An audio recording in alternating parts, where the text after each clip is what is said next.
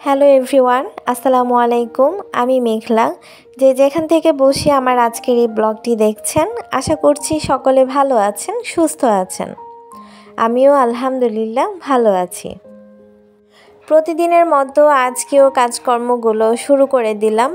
আর বাবুকে ঘুম পাড়িয়েছি, সকালে নাস্তা করেছি, এখন ঘর গোছাতে এসেছি। তো তখন ভাবলাম যখন ঘর গুছিয়ে নিয়েছি তখন আপনাদের সাথে একটু শেয়ার করি এবং আমার ভালোবাসার মানুষগুলোর সাথে একটু গল্প করি।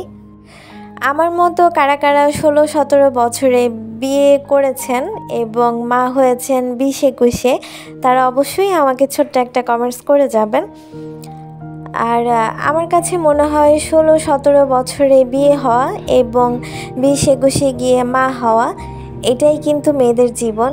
এরপর দেখা গেছে আস্তে আস্তে সংসারের গণ্ডির মধ্যে আটকে পড়া, সংসারের কাজ কর্ম, সংসার সামলানো, এটাই আসলে মেয়েদের জীবন। তাদের আসলে স্বাধীনতা বলতে তেমন কিছুই থাকে না। যদিও বা অনেক স্বাধীন আছি, তবু কেন যেন মনে হচ্ছে মানে পরাধীনভাবে আমরা জীবনযাপন করছি মেয়েরা। তো যাই হোক, নতুন টেবিলটা ছেলের নতুন বই দিয়ে গুছিয়ে দিচ্ছি। আমাদের সময় আসলে আমরা পড়াশোনা করেছি খাটে বসে। ইভেন যদি টেবিল থাকতো তখন দেখা গেছে বোন ছিলাম 3 জন, বা 3 জনের কিন্তু আসলে টেবিলে বসে পড়া সম্ভব নয়। তো তখন দেখা গেছে একজনে বসলে আরেকজন মন খারাপ করবে, সেক্ষেত্রে কিন্তু 3 জন বসেই একসাথে পড়াশোনা করতাম। আর এখন কিন্তু আসলে আমরা ছেলেদেরকে আলাদা করে টেবিল দিচ্ছি, আলাদা রুম দিচ্ছি। তখন আর আসলে সেরকম ব্যবস্থা ছিল না, বা থাকলেও কিন্তু আসলে সবাই আমরা একসাথে থাকতেই পছন্দ করতাম বা পড়াশোনা করতে পছন্দ করতাম।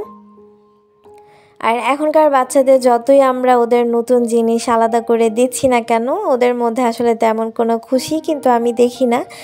আর টেবিলটা গুছিয়ে নিয়েছি, সাথে হচ্ছে ভাইরাল চেয়ার যেটাকে বলে, এটা কিন্তু আসলে এখন বর্তমানে ভাইরাল চেয়ার হিসেবেই গণ্য হয়েছে। রিয়েলের এই চেয়ার টেবিল দিয়ে তারপর ছেলের পড়ার টেবিলটা গুছিয়ে দিচ্ছি। আর নিচে যে দুটো ড্রয়ার আছে, ড্রয়ারের মধ্যে ওর যাবতীয় কালার পেন্সিল, ইভেন এক্সট্রা যে পেন্সিল, শার্পনার, ইরেজার এবং হাইলাইটার, এগুলো হচ্ছে আমি নিচের ড্রয়ারে গুছিয়ে রেখেছি।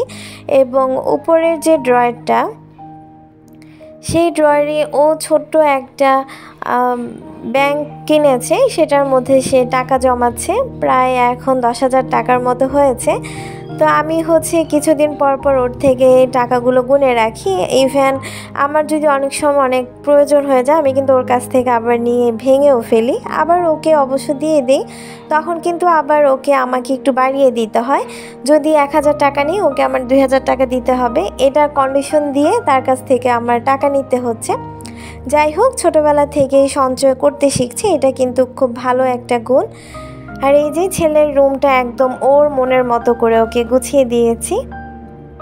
আর আমি যে আলমারিটা এনেছিলাম, এটাই সেই আলমারি। আর পড়ার টেবিল, চেয়ার, এই 3টা আমি রিগেল থেকে একসাথেই কিনেছি। আর এই ঘড়িটার শুধু ঘড়ি বললেই চলবে না, এই ঘড়িটার অনেক গুণাগুণ আছে, সেটা পরে একদিন আপনাদের সাথে শেয়ার করব।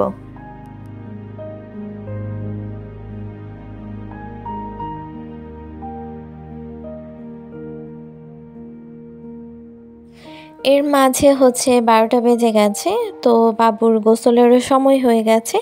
ওকে তুলে ওর কসমেটিকগুলো আর ওর জিনিসপত্রগুলো আমি হচ্ছে এভাবে বাস্কেটে গুছিয়ে রাখি। এতে করে দেখা গেছে যেহেতু ছোট ছোট জিনিস, তাহলে কিন্তু আর এলোমেলো হয়ে যাচ্ছে না। আর ছোট ছোট জিনিস আসলে ড্রয়ারে ভাঁজ করে রাখার কোনো ওয়ে নেই, কারণ এগুলো আসলে চোখেই পড়বে না।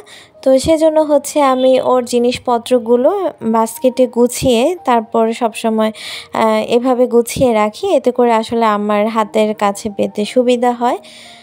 আর ওর জন্য এখন গোসলের পানি রেডি করেছি, আর সাথে হচ্ছে এখন গরম পানি দিয়ে দিচ্ছি।